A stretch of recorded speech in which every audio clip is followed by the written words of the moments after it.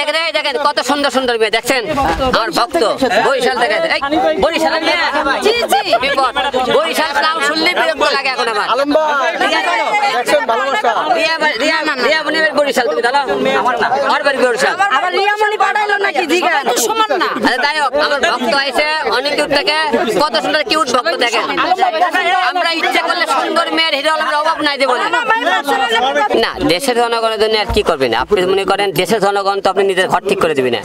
ঘর ঠিক করলে নিজের বই ঠিক করতে হবে নিজে ঠিক হতে হবে দেশের জনগণ দূর থেকে আপনি কি করবে আমাকে গালি দিতে পারবে একটা উপদেশ দিতে পারবে একটা ভালো একটা খারাপ কথা বলতে পারবে ঠিক হওয়ার দায়িত্ব সম্পূর্ণ আমাদের অবশ্যই আপনারা সবাই জানেন আচ্ছা দেশের জনগণ অনেক অনেক অনেক পরিবার পরকীয়ার জন্য ধ্বংস হয়ে যাচ্ছে আসলে কি আসলে মানুষের আসলে জীবনটা কি আসলে থেমে থাকবে আপনার থেমে থাকবে জীবনটা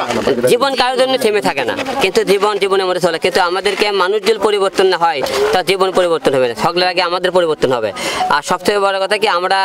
অনেকেই আমরা আজকাল মানুষের কথা শুনে আজকে তৃতীয় পক্ষ ঢুকে দেয় সংসারগুলো ধ্বংস হয়ে যায় এই ধ্বংসর থেকে বাঁচতে গেলে অবশ্যই আপনাদের কিন্তু আমাদের কিন্তু যে এখান থেকে নিজেদের আগে বেরিয়ে আসতে হবে হিরো আলম কাউকে ফলো করে না কারণ হিরো আলমের এই বিষয়টা অনেক দিন ধরে জল্পনা হিরো আলম নাটক করতেছে বলে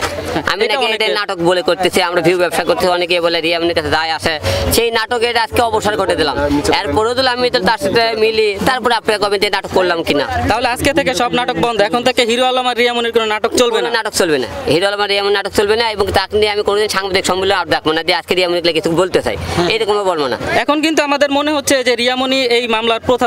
প্রথম আসামি আপনি কি মনে করেন অবশ্যই রিয়া মনি এই মামলার মূলত প্রথম আসামি হবে এখন কারণ সে তো পরিকল্পনাভাবে হত্যা করতে চাইছে উল্টো মামলা দেয় আপনি তো তালাক দিলেন সে তো তালাক দেন হ্যাঁ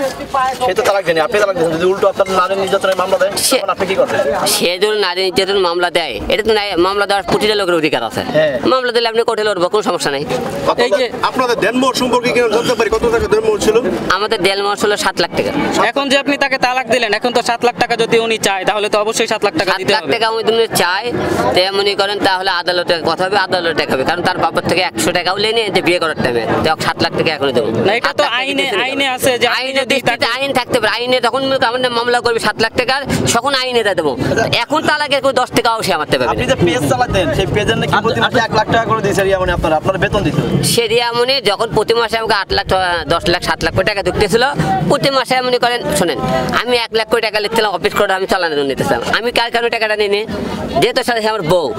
আমরা ঢাকা শহরে বাড়ি গাড়ি চিন্তা ভাবনা করছি তাহলে সার কাছে টাকা থাকলে সে বাড়ি করবে গাড়ি করবে তা আমি টাকা 5 লাখ 10 লাখ দিলে আমি টাকা নিয়ে কি করবো আমার চলার কারণে প্রতি মাসে আমি 1 লাখ টাকা নিচ্ছি আপনার হামলার প্রথম যেই ঘটনাটা তখনই কিন্তু পাবলিক তাকে মিন্নি নামে খ্যাতি দিয়েছিল কিন্তু আপনি কিন্তু তাকে বারবার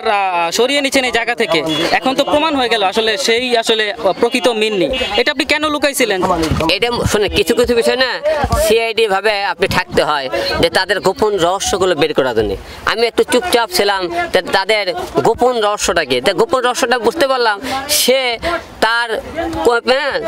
প্রেমিককে সাথে রাখে সেই কাজটা করছে কারণ সে তাকে জামিন করালো থানার থেকে টাকা পাঠাইলো তারপরে মনে করেন কালকে বের করে আবার দেয় মদ খালো দুইজনে তার মানে বোঝাই যাচ্ছে তাদের সম্পর্কে এই দুইজনের সম্পর্কে মারার পরিকল্পনা যে অবশ্যই রিয়া মনির সাথে মাস্টার প্ল্যান করে আমাকে সরিয়ে তারা যেন ভালো মতো চলতে পারে এটাই তাদের মূল উদ্দেশ্য ছিল আচ্ছা এখন কবে মামলা করতেছেন রিয়া মনির নামে নাকি আগের মামলাই মামলা তো অলরেডি আছে ওই মামলার মধ্যে আমি আসামি হয়ে থাকবে এই মামলাতে নাম্বার আসামি হিসাবে এই মামলার আসামি সে হবে অন্য কোনো এই মামলার আসামি সে রিস্টার করে ভাবে কোনো মামলা করা লাগবে না তদন্ততে এই মামলা সে আসামি আচ্ছা রিয়া মনি লাইভে বলেছে তাকে আপনি জীবন নাশের একটা হুমকি দিয়েছেন আসলে কি সত্য নাকি জীবন নাশের হুমকি দিয়ে হুমকি তুই এই মামলাতে জড়িত তুই আমাকে মারতে চাস তুইও মরবি বলে দিছে এরকম এবং সে বলছে যে আপনি প্রতিশোধ পরায়ণ একজন মানুষ সেই প্রতিশোধ নিতে ভালোবাসেন আসলে সত্য নাকি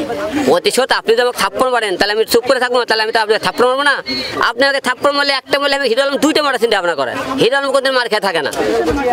কিছুদিন আগে কিন্তু ম্যাক্সবি বলেছিল যে আপনি কোরআন শরীফ ছুঁয়ে অনেকেই মিথ্যা কথা বলেন তাহলে এইটাও কি আবার আগের মতনই করবেন নাকি আগেরবার ক্ষমার দৃষ্টিতে দেখেছিলেন কোনো ক্ষমার দৃষ্টিতে হয়নি আজকে আপনারা দেখছেন ডাইরেক্ট তালাক দিয়েছি আপনারা অবশ্যই আপনারা খুব তাড়াতাড়ি আপনাদের সামনে কাগজ প্রেজেন্ট করে দেবো আমি খুবই দুঃখ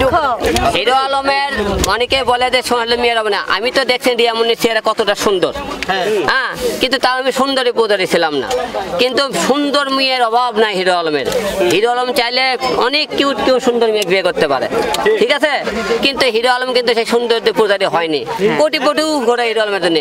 বাইরের দেশে আমাকে সেটেল করতে চায়, সেই মেয়েও ঘোরে আমার সাথে, যে আমাকে ওখানকার বিয়ে করে নাগরিক করে নেবে, কিন্তু আমি সেই জায়গা থেকে যেতে চাই না। অবশ্যই আপনারা অবশ্যই সবাই সুন্দরী পূজারি হয় না, তাকে আমি কেউ ভালোবাসার পূজারিও হয়।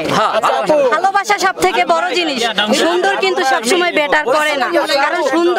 সুন্দর কিন্তু আজীবন থাকে না মানুষের মধ্যে ঢুকায় দেখে। আচ্ছা আপনাকে দেখেছিলাম আমার একটা ভক্ত আছে,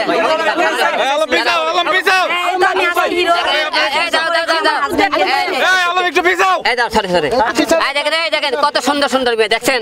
আমার ভক্ত বরিশাল থেকে, বরিশালের মেয়ে, বিপদ, বরিশাল নাম শুনলেই বিরক্ত লাগে এখন আমার।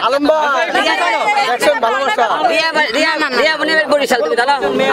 আমার বাড়ি বরিশাল। আবার রিয়ামনি পাঠাইলো নাকি জিগান সমান না। যাই হোক, আমার ভক্ত আছে অনেক কিউট থেকে, কত সুন্দর কিউট ভক্ত দেখেন। আমরা ইচ্ছা করলে সুন্দর মেয়ের হিরো আলমের অভাব নাই দেবো না। সব মেয়ে খারাপ না, বরিশালের মেয়ে সব খারাপ এমন এমন না না না না, ভক্তই আমার। এখন ভাই যেহেতু এই বরিশালের মেয়েদের জন্য ধোকা খাইছে, এখন ওই কারণে আর কি এই জেলাটাকে ভাইয়া ঘৃণা করতেছে। তো আপনি মাইন্ডে নিয়েন না, ডোন্ট মাইন্ড। বিয়ের হলে হায়াত মোট বিয়ের উপর আলাদা দেখা, কখন কার সাথে বিয়ে হবে আমরা কেউ জানি না, ঠিক আছে। আর এখন আমি এই মুহূর্তে কোনো বিয়ে সাথের মধ্যেই নাই, আপনারা আমাদের দোয়া রাখবেন। আমি সুন্দর একটা মেয়ে দেখতেছি যে দিয়ে আমার 3 বাচ্চার দায়িত্ব নিয়ে থাকতে পারে, এখন বিয়ে সাথের মধ্যে নাই, আপনার বিয়ে সাথে বিষয়ে মাফ করবেন। এই যে আপনার পাশে যে সুন্দর মেয়েটা আছে, তিনি যদি আপনার বাচ্চার দায়িত্ব নেয়, আপনি কি করবেন? কিসের ভিত্তিতে বাচ্চার দায়িত্ব নেবে সেটা একটু বলেন। আপনি সুন্দর মেয়ে দেখলে বাচ্চার দায়িত্ব নেবার বিয়ে করাবেন যায় না না না, এখন একটা মেয়ে বাচ্চার দায়িত্ব নেবে, কিন্তু আপনার দায়িত্ব আন্টি নিয়ে আসছে হবে স্বাভাবিক। আমরা তাকে দেখলে হবে হিরো আলমের সাথে একটা সেলফি ভাইয়া, অনেক ভক্ত আপনারা, অনেক ভক্ত ভাই, একটা সেলফি তোলেন হিরো আলম ভাই।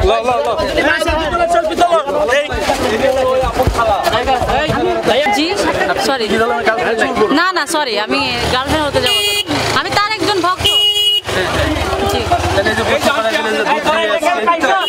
সেটা তিনি কালকে ঘোষণা দিয়েছেন, তার মেয়ের ভক্তগুলা মানে চলে আসতে, হ্যাঁ আসবে, দুধ দিয়ে গোসল করবে, তার জন্য আসছি, তার ভক্ত হিসেবে। অবশ্যই। রিয়ামনিকে এভাবে তালাক দেয়, এটা আপনি কিভাবে দেখেন? আসলে এখানে উনি মানে আলম ভাই যেটা বললো যে তাকে হত্যা করার চেষ্টা করছে একজন ওয়াইফ হিসেবে, তো এটা উনি সিদ্ধান্ত নিয়েছে যে উনি মানে ডিভোর্স দিবে, এটা আমাদের কিছু বলার নেই। জি। কোথা থেকে আসছেন আপনি? আমি ঢাকায় থাকি। কি করেন আপনি? আমি ফ্যামিলিতে থাকি। জি। মানে হিরো আলমের সাথে কি নাটক সিনেমা করবেন কিনা?